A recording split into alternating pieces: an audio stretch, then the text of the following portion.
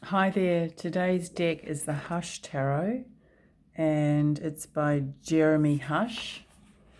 It's got beautiful illustrations, but it's the kind of deck that if you don't know tarot, it's probably not going to be that helpful. I mean, you need to be prepared to look at the book, and I haven't looked at the book, but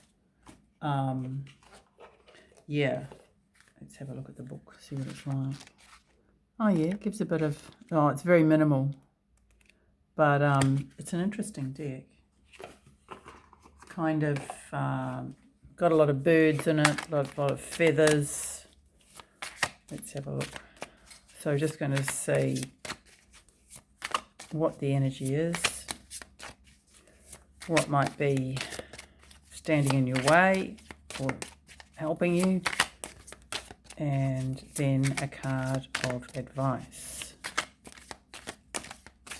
Okay, so what's the energy?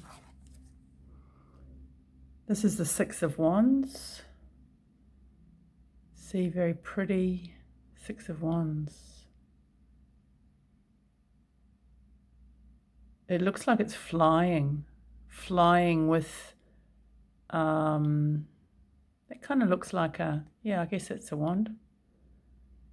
And she's got some sort of, it's a celebratory, Six of Wands, where it's a victorious kind of energy. What's the middle card is the Wheel of Fortune. And that looks like an ant. An ant on a leaf or something like that. In a pool, in a swirly pool. It's an interesting one.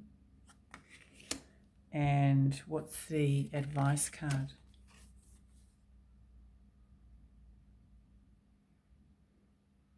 The advice card is the Five of Swords.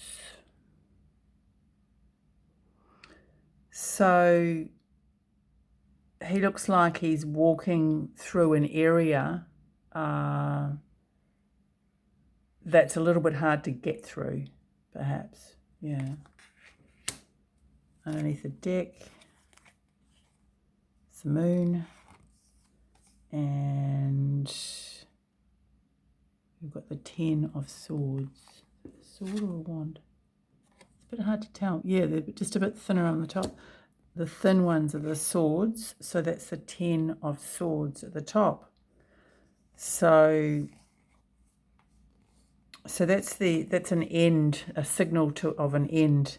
But I think that this is really, I view this, the actual underneath the deck, and this as, your feelings, or, where you see yourself and what you're hoping for. So it's the end of some sort of mental conflict, a challenge.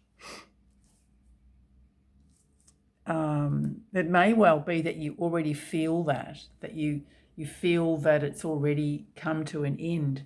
And that's what this card is saying, really, that there may be cause to celebrate, or you feel that there's cause to celebrate. Not to put a dampener on it, but with this Five of Swords, I'm kind of getting the energy of not celebrating too soon, or not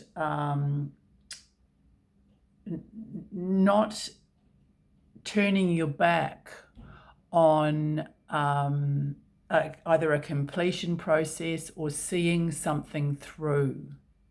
It feels like there's a need for you to see something through, even if it's challenging, or you don't know really what the outcome's going to be. And I think that with this card, this Ten of Swords, often it can be like, just let it end, just let it be over. And there could be, like a bit of mental overload. And when I saw that, I thought, she doesn't look like she's doing the pose of the child, but it could be.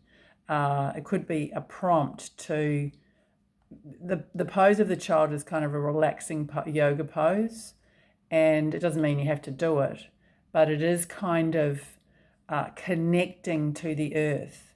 And that kind of bending forward in some way or crouching on the ground can be like sort of an unconscious attempt to really ground yourself and connect to the earth. And I feel that that could be helpful at this stage to be aware of, getting a connection with something really solid. And that's what this middle card is about. This ant is perhaps stuck in a sort of a little bit of a whirly pool here. When I say stuck, it doesn't mean that stuck forever or in that position forever, but would need to keep its head as much as ants can until the water calms down or the current takes him to the shore. So I don't know. I don't think ants and water go together that well, and then get off and go about his business. So I really am seeing a need to ground in this situation. There could be a little bit of fake it till you make it with the Six of Wands. That can be sometimes the case. It doesn't mean that you haven't achieved and you haven't done well, but it's kind of like putting on a little bit of a front. And that can be helpful, particularly if you're not feeling very confident about something. That can sometimes be helpful, but it's about whether you've got that front or haven't got that front or you genuinely feel it. It is about carrying whatever the situation is through.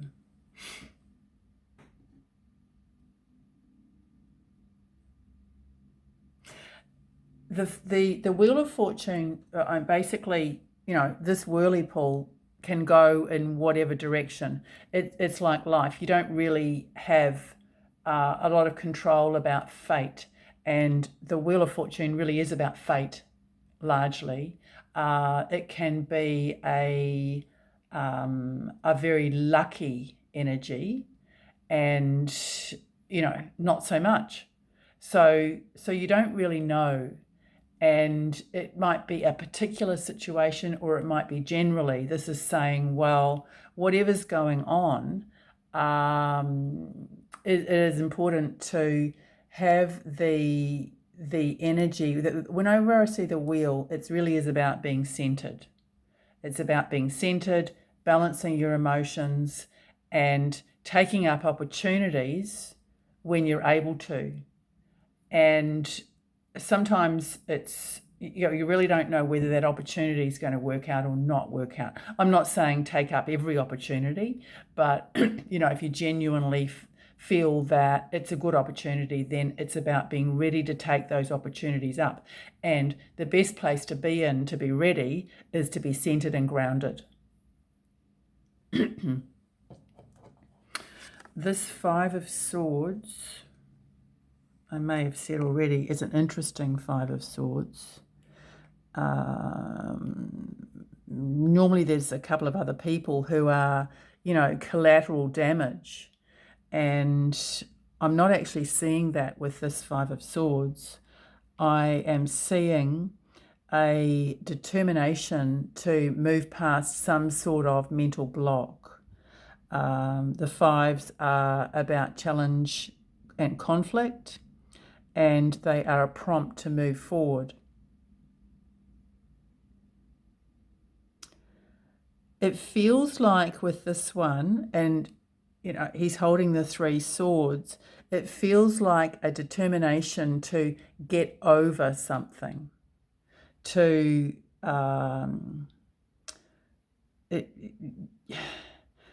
it's almost like there's the Three of Swords. The Three of Swords is the heartbreak, the disappointment, etc.